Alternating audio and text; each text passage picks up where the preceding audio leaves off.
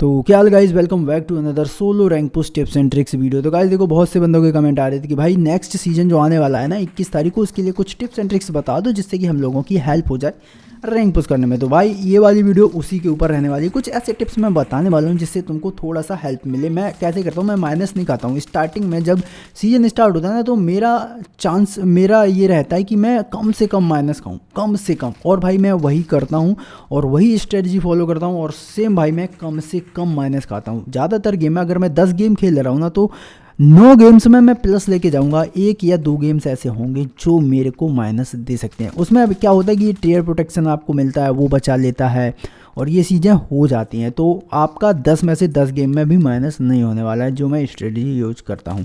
अब यहाँ पर देखो, सोलो रैंक पुश करने के लिए आप अकेले खेलते हो, ये आपको पता है। लेकिन बहुत से बंदों को अकेले खेलना पता ही नहीं है कि मेरे को कैसे खेलना है सोलो। तो गाइज देखो, यहाँ पर क्या होता है, अगर आपको सोलो खेल रहे तो आपका गेम स्टार्टिंग जो है ना वो बेस्ट होनी चाहिए। मतलब बेस्ट नहीं बोलेंगे, अच्छा होना चाहिए।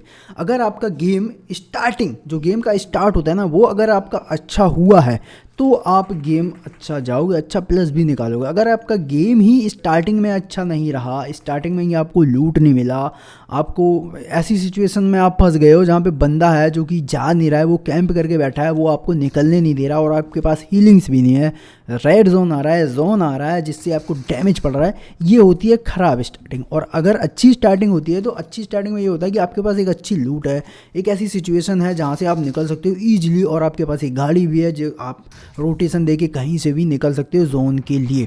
तो ये एक अच्छी होती है स्टार्टिंग। तो सबसे पहले आपको एक स्टार्ट अच्छा मिलना चाहिए। अगर आपको एक स्टार्ट अच्छा मिल गया ना गेम के शुरुआती फेज में 10-12 मिनट में अगर आपको स्टार्ट अच्छा मिल गया तो आप सर्वाइव कर जाओगे, अच्छा खासा प्लस निकालोगे। यही मेरा रूल रहता है कि मैं गेम को अच्छे से स्टार्ट कैसे करूं। मतलब कि ये नहीं रहता कि आप गए हो कहीं और भाई वहाँ पे आपका गन गेम हो गया या फिर आपको व्हीकल गेम हो गया, व्हीकल फाइट हो गई। ये सीन नहीं रहने चाहिए। अगर आप दिक्कत में आ सकते हो, अगर आप ऐसी सिचुएशंस में फंसते हो तो माइनस के चांसेस भी हैं। अब यहाँ पर देखो, इवेंट रहता है तो सबसे पहले सारे बंदे इवेंट्स पे ही आते हैं। तो यहाँ पर तुमको क्या करना है कि गन वन मिल जाए, किल्स अगर मिल पाते हैं तो उठा लो, नहीं मिलते हैं तो आप वहाँ पे होल्ड करो थोड़ी देर। और अगर आपको मौका मिले कि आपको कोई मार नहीं पाएगा, आप निकल जाओगे यहाँ से, तो अपना रिकॉइल बचा के निकल लो।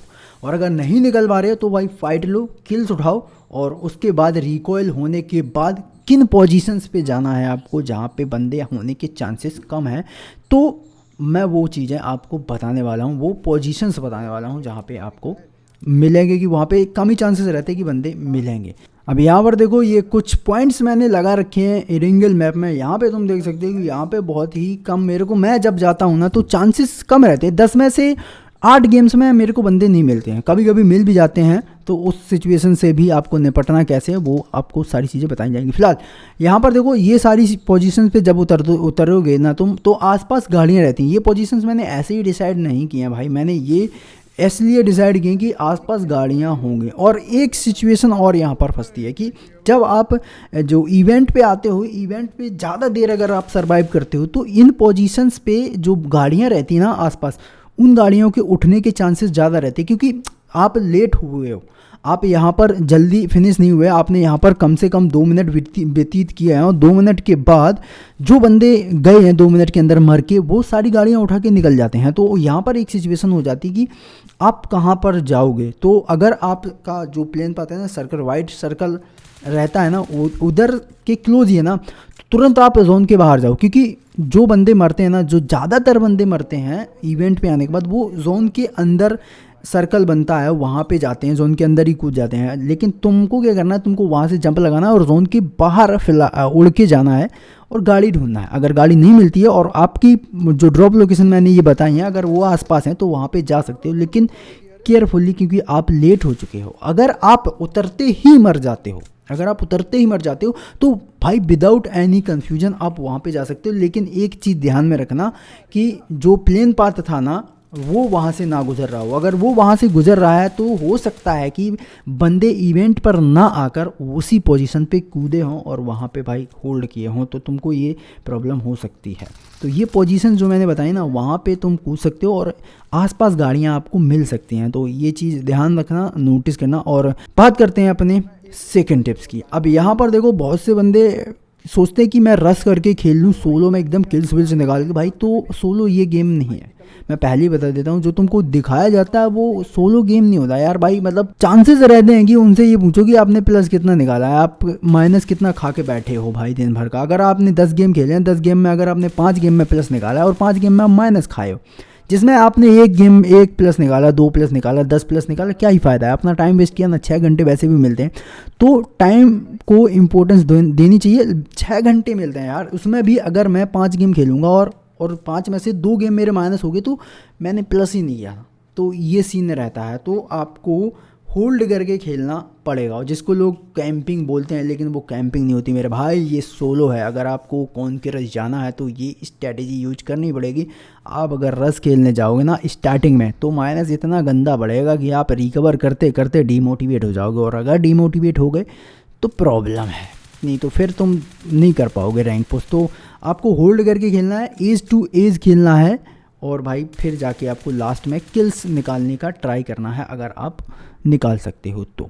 अब बात करते हैं अपने नेक्स्ट टिप की। तो गाइस देखो, जोन में एंट्री कब लेनी है। देखो जोन में अगर आप स्टार्टिंग में हैकर वैकर नहीं आ रहे हैं, देखो नेक्स्ट सीजन आएगा तो हैकर भी आएंगे, तो आपको 3rd जोन या 4th जोन में एंट्री लेनी है। देखो सबसे पहले बैंडेज उठाओ, हीलिंग्स उठाओ, जोन के बाहर है सर्वाइव करो, धीरे धीरे जोन के क्लोज आते रहो, जिससे कि आपको ज़्यादा डिस्टेंस कवर ना करना पड़े। जब आप जोन के अंदर एंट्री लो तो धीरे धीरे करके जोन के अंदर थोड़ा थोड़ा बढ़ते रहो, लेकिन जो वाइट सर्कल रहेगा ना उससे कम नहीं तो 1000 मीटर दूर रहना ही पड़ेगा।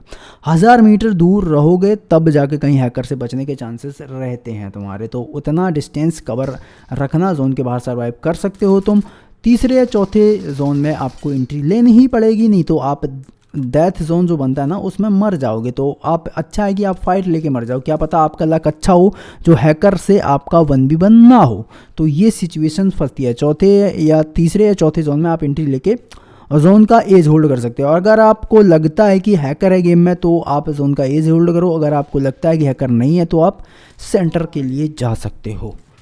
तो गाइस ये था कुछ अपने टिप्स एंड ट्रिक्स का वीडियो, थोड़ा थोड़ा सा मैंने बताया। अगर आपको लगता है कि और वीडियोस मेरे को पता लगने चाहिए तो आप मेरे को कमेंट सेक्शन में जाके बता सकते हैं, तो मैं एक डिटेल वीडियोस और बनाऊंगा जिसमें कि मैं बहुत अच्छे से समझाने वाला हूं कि कैसे आप रैंक पुश कर सकते हो। तो गाइस मिलते हैं नेक्स्ट वीडियो में, तब तक के लिए bye bye. Like and share subscribe जरूर से कर देना।